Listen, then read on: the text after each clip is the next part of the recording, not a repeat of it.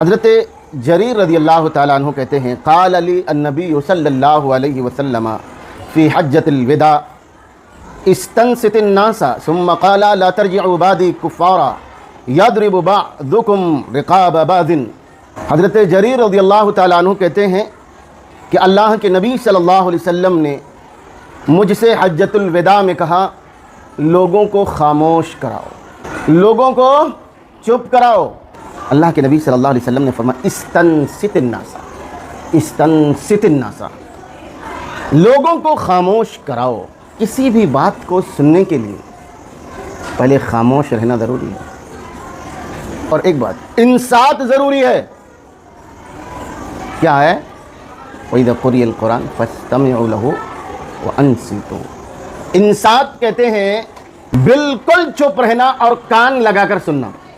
کہ نبی صلی اللہ علیہ وسلم کا یہ قول بتلاتا ہے کہ لوگوں کو کوئی بھی چیز بتلانے سے پہلے لوگوں کو خاموش کرانا ضروری ہے۔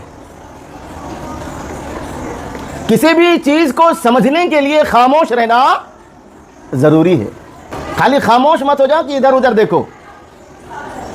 انصات کا لفظ استعمال کیا گیا ہے، کہا لا ترجعوا بعدی کفارا، میرے بعد تم کفر کی طرف ہرگز نہ لوٹنا، میرے بعد تم لوگ کفر کی طرف ہرگز نہ لوٹنا۔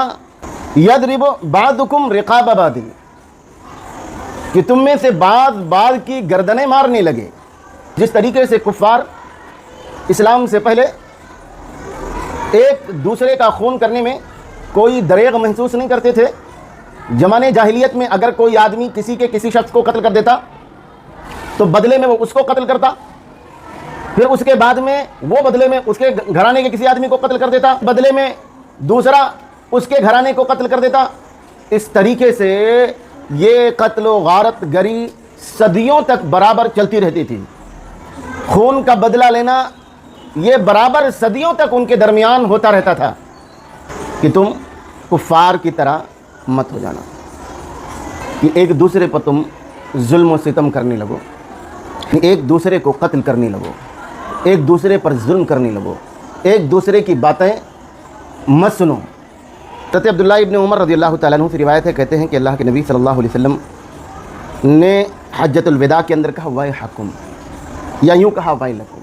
دیکھو ویل عربی زبان میں اس کے معنی ہے، ویل ایک تو جہنم کا سب سے نچلا درجہ ہے، قرآن کے اندر ویل للمصلین، تو یہاں ویل سے مراد جہنم کا نچلا درجہ، لیکن ویل کا ایک